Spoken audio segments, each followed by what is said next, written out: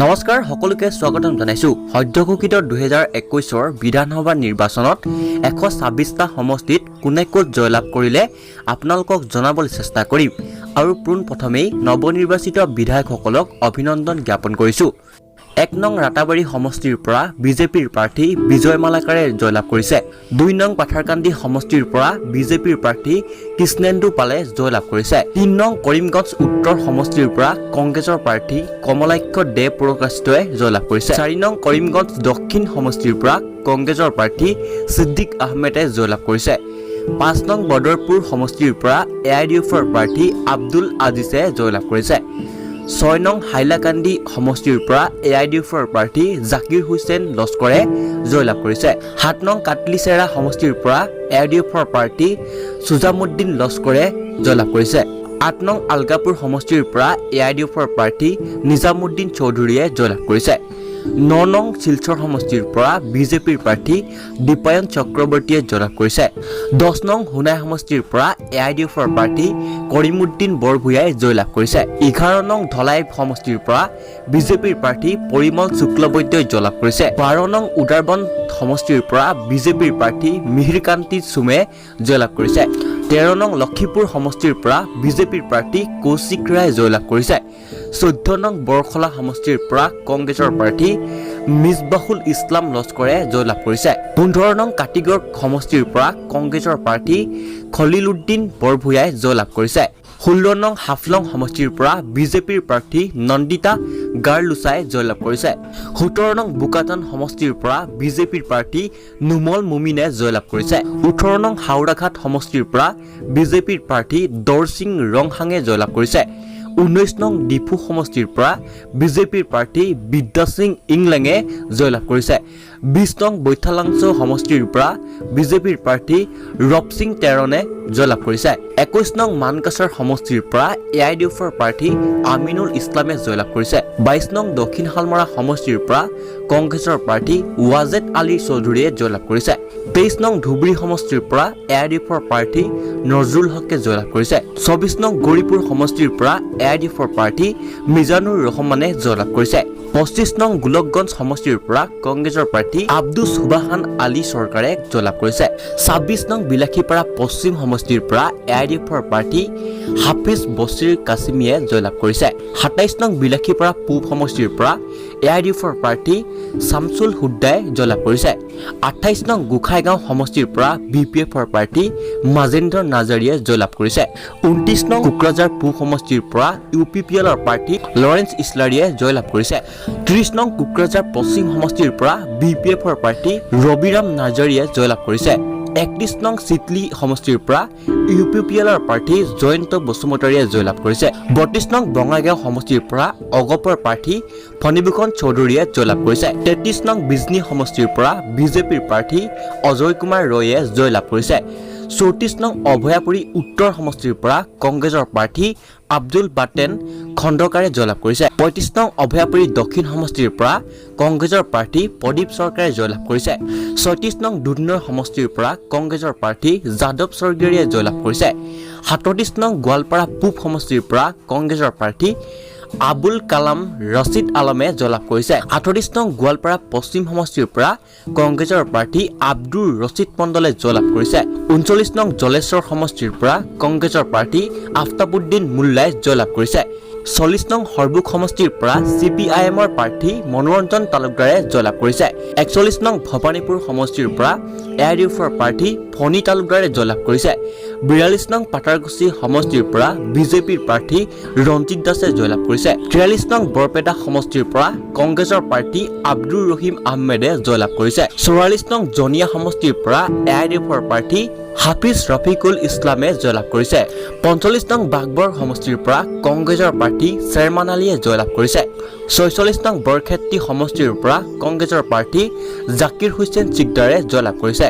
47 নং চেঙা সমষ্টিৰ পৰা এআইডিএফৰ প্ৰাৰ্থী আছৰাফুল হুছেইনে জয়লাভ কৰিছে। 48 নং বকু সমষ্টিৰ পৰা কংগ্ৰেছৰ প্ৰাৰ্থী নন্দিতা দাসে জয়লাভ কৰিছে। 49 নং ছয়গাঁও সমষ্টিৰ পৰা কংগ্ৰেছৰ প্ৰাৰ্থী ৰেকিবুদ্দিন আহমেদে জয়লাভ কৰিছে। 50 নং পলাকবাৰী সমষ্টিৰ পৰা বিজেপিৰ প্ৰাৰ্থী হেমাংক ঠাকুৰীয়ে জয়লাভ কৰিছে। 51 নং জালুকবাৰী সমষ্টিৰ পৰা বিজেপিৰ প্ৰাৰ্থী হিমন্ত বিশ্ব শৰ্মাই জয়লাভ কৰিছে। 52 নং দিছপুৰ সমষ্টিৰ পৰা বিজেপিৰ প্ৰাৰ্থী অতুল বৰাই জয়লাভ কৰিছে। 53 নং গুৱাহাটী পূব সমষ্টিৰ পৰা বিজেপিৰ প্ৰাৰ্থী সিদ্ধাৰ্থ ভট্টাচাৰ্যই জয়লাভ কৰিছে। 54 নং গুৱাহাটী পশ্চিম সমষ্টিৰ পৰা অগপৰ প্ৰাৰ্থী ৰমেন্দ্ৰ নাৰায়ণ কলিতাই জয়লাভ কৰিছে। 55 নং হাজো সমষ্টিৰ পৰা বিজেপিৰ প্ৰাৰ্থী সুমন হৰিপ্ৰিয়াই জয়লাভ কৰিছে। 56 নং কমলপুৰ সমষ্টিৰ পৰা বিজেপিৰ প্ৰাৰ্থী দিগন্ত কলিতাই জয়লাভ কৰিছে। 57 নং ৰঙিয়া সমষ্টিৰ পৰা বিজেপিৰ প্ৰাৰ্থী ভৱেশ কলিতাই জয়লাভ কৰিছে। 58 নং তামুলপুৰ সমষ্টিৰ পৰা UPPLৰ প্ৰাৰ্থী লেহুৰাম বৰুৱাই জয়লাভ কৰিছে। 59 নং নলবাৰী সমষ্টিৰ পৰা বিজেপিৰ প্ৰাৰ্থী জয়ন্ত মল্ল বৰুৱাই জয়লাভ কৰিছে। 60 নং বৰক্ষেত্ৰী সমষ্টিৰ পৰা কংগ্ৰেছৰ প্ৰাৰ্থী দিগন্ত বৰ্মনে জয়লাভ কৰিছে। 61 নং ধৰ্মপুৰ সমষ্টিৰ পৰা বিজেপিৰ প্ৰাৰ্থী চন্দ্ৰমোহন পাটোৱাৰীয়ে জয়লাভ কৰিছে। 62 নং বৰ্মা সমষ্টিত UPPLৰ প্ৰাৰ্থী ভূপেন বৰুৱাই জয়লাভ কৰিছে। 63 নং চাপাগুৰি সমষ্টিৰ পৰা UPPLৰ প্ৰাৰ্থী UG ব্ৰহ্মই জয়লাভ কৰিছে। 64 নং পানেৰী সমষ্টিৰ পৰা বিজেপিৰ প্ৰাৰ্থী বিশ্বজিৎ দৈমাৰীয়ে জয়লাভ কৰিছে। 65 নং কলাইগাঁও সমষ্টিৰ পৰা BPFৰ প্ৰাৰ্থী দুৰ্গা দাস বৰুৱাই জয়লাভ কৰিছে। 64 নং চিপাজাৰ সমষ্টিৰ পৰা বিজেপিৰ প্ৰাৰ্থী পৰমানন্দ ৰাজবংশীয়ে জয়লাভ কৰিছে। 67 নং মঙলদৈ সমষ্টিৰ পৰা কংগ্ৰেছৰ প্ৰাৰ্থী বসন্ত দাসে জয়লাভ কৰিছে। 68 নং দলগাঁও সমষ্টিৰ পৰা AIUDFৰ প্ৰাৰ্থী মজিবুৰ ৰহমানে জয়লাভ কৰিছে।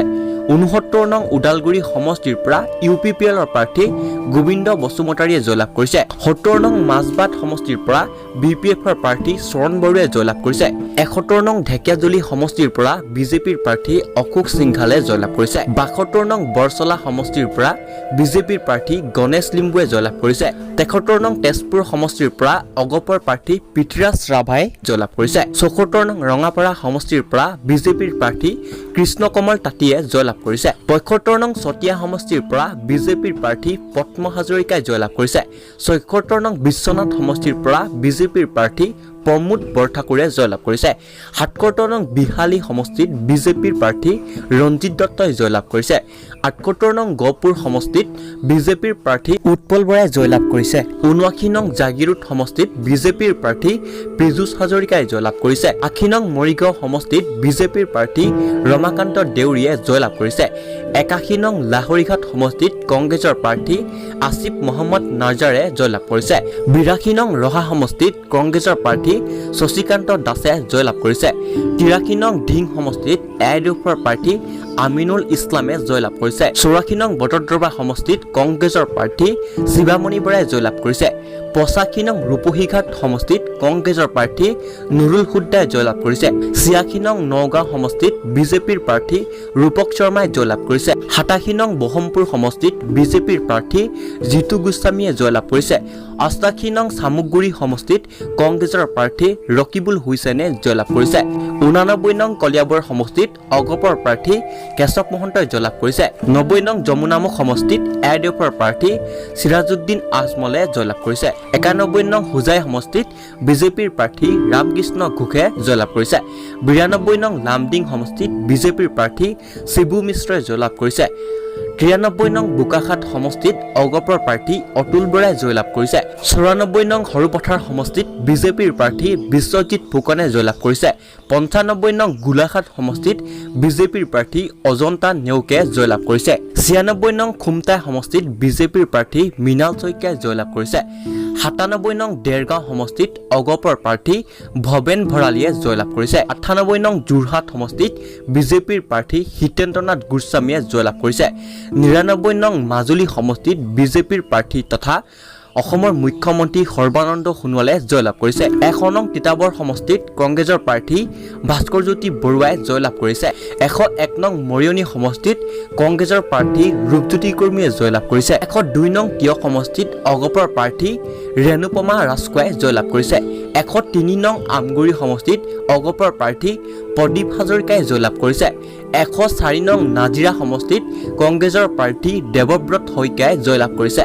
105 নং মামৰা সমষ্টিত বিজেপিৰ প্ৰাৰ্থী যোগেন মোহনে জয়লাভ কৰিছে 106 নং সোণাৰী সমষ্টিত বিজেপিৰ প্ৰাৰ্থী ধৰ্মেশ্বৰ কোঁৱৰে জয়লাভ কৰিছে 107 নং থাউৰা সমষ্টিত কংগ্ৰেছৰ প্ৰাৰ্থী সুশান্ত বৰগোহাঁয়ে জয়লাভ কৰিছে 108 নং শিৱসাগৰ সমষ্টিত ৰাইজৰ দলৰ প্ৰাৰ্থী অখিল গগৈয়ে জয়লাভ কৰিছে 109 নং বিপুৰীয়া সমষ্টিত বিজেপিৰ প্ৰাৰ্থী অমিয় কুমাৰ ভূঞাই জয়লাভ কৰিছে 110 নং নাওবৈচা সমষ্টিত কংগ্ৰেছৰ প্ৰাৰ্থী ভৰত চন্দ্ৰ নৰহে জয়লাভ কৰিছে 111 নং লখিমপুৰ সমষ্টিত বিজেপিৰ প্ৰাৰ্থী মানৱ ডেকাই জয়লাভ কৰিছে 112 নং ঢকুৱাখানা সমষ্টিত বিজেপিৰ প্ৰাৰ্থী নৱদলে জয়লাভ কৰিছে 113 নং ধেমাজি সমষ্টিত বিজেপিৰ প্ৰাৰ্থী ৰণোজ পেগুৱে জয়লাভ কৰিছে 114 নং জোনাই সমষ্টিত বিজেপিৰ প্ৰাৰ্থী ভুৱন পেগুৱে জয়লাভ কৰিছে 115 নং মৰাণ সমষ্টিত বিজেপিৰ প্ৰাৰ্থী চক্ৰধৰ গগৈয়ে জয়লাভ কৰিছে 116 নং ডিব্ৰুগড় সমষ্টিত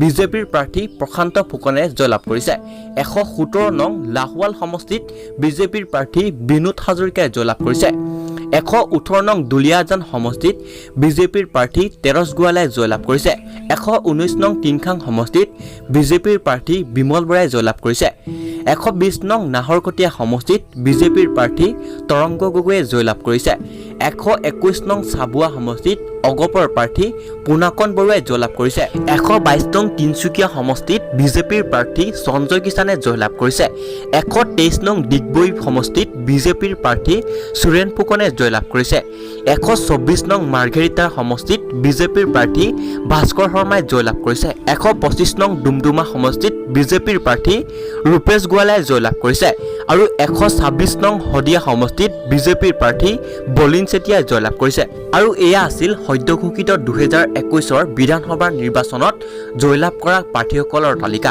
যদিহে আপোনালোকে এই ভিডিঅ'টোৰ পৰা অকণমান হ'লেও উপকৃত হৈছে তেন্তে ভিডিঅ'টো লাইক এটা কৰি দিব আৰু লগতে চেনেলটো সাবস্ক্ৰাইব কৰি ল'ব ধন্যবাদ।